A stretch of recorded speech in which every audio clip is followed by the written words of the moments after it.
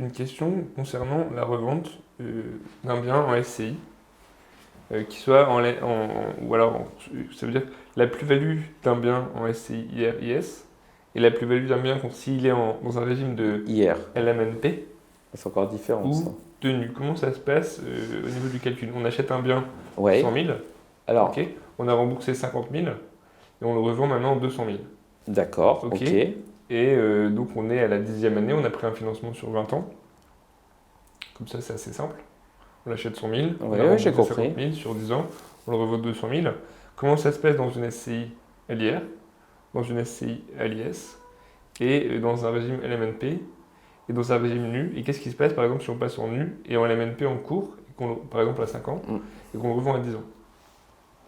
Alors, pour être très simple, aujourd'hui, l'immobilier, je le détiens en direct, je suis à l'impôt sur le revenu.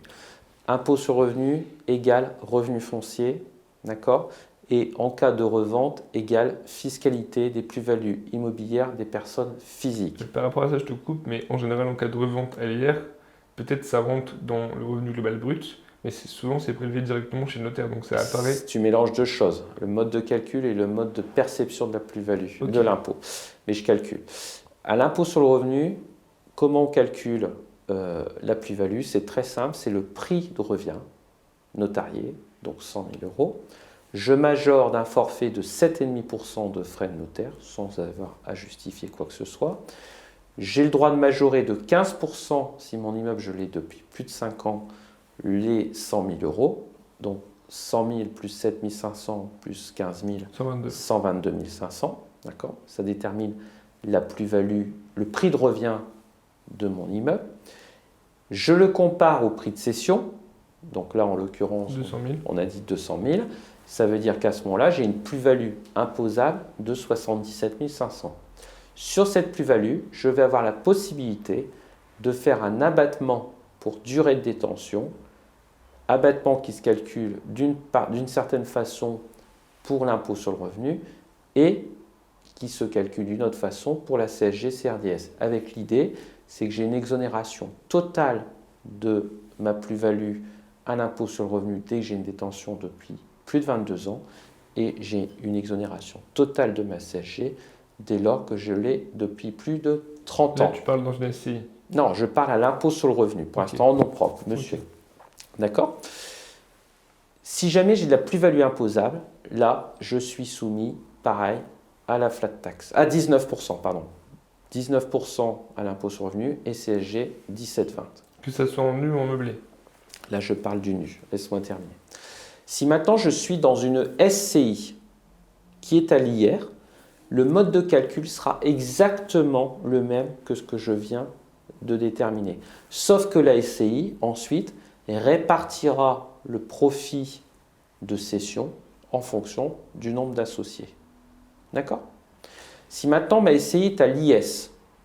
Et s'il y a des travaux qui sont du travaux de gros œuvre, on peut les ajouter au prix? Alors, j'allais y venir tout à l'heure en conclusion, en petit aparté, c'est-à-dire que là, j'ai pris en compte le forfait de 15% des travaux, mais effectivement, si j'ai pratiqué au cours de la détention de mon immeuble des travaux que je n'ai pas déduits au titre des revenus fonciers, d'accord, et qui représentent plus de 15% que le forfait qui m'est proposé, je peux demander à appliquer les travaux réels. D'ailleurs, les notaires sont en charge de cette diligence. Ok? Ça va ça?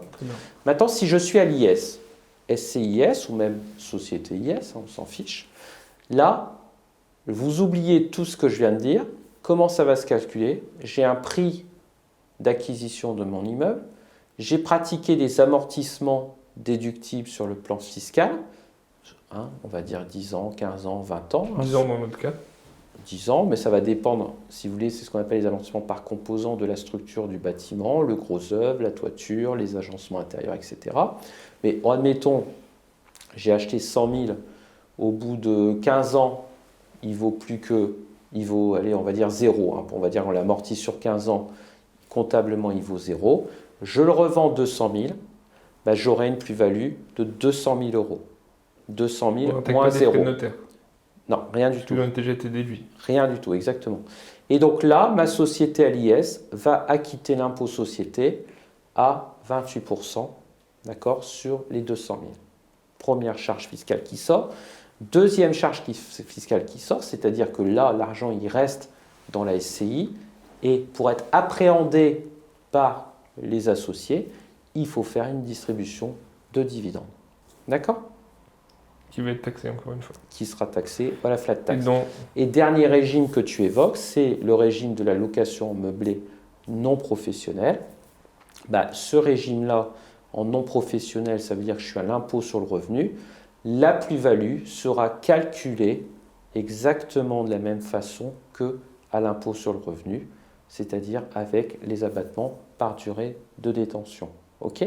Si maintenant je suis en location meublée non professionnelle et que je l'ai mise dans une SCI, là, la SCI, comme elle est en société, elle va passer à l'IS, parce que le régime de la location meublée est un régime commerçant, et de facto, il fait passer la SCI à l'IS. Donc là, j'ai deux questions par rapport à ça, notamment sur le régime LMNP dans une SCI LIS.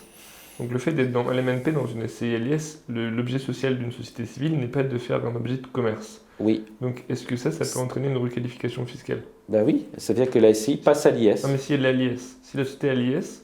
Alors, c'est pas ça, c'est qu'on ne sera pas sur le régime de la location meublée non professionnelle, on sera sur le régime de la location meublée, point, c'est tout.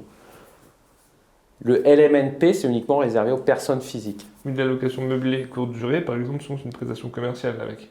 Oui, mais à partir du moment où elle est dans ma structure IS, elle sera de toute manière, de facto, taxée comme une société commerciale IS. Donc, et par rapport à la revente en LMNP ou en NU, il n'y a pas de différence. Sauf non, dans une société IS, non. Détenue en nom propre. Ah, en nom propre, non. C'est-à-dire que sur la plus-value, elle se calculera de la même façon. De la même façon. Sauf que la LMP aura bénéficié des amortissements comptables dans le calcul de son compte de résultat. Oui. Donc en son imposition. Très bien.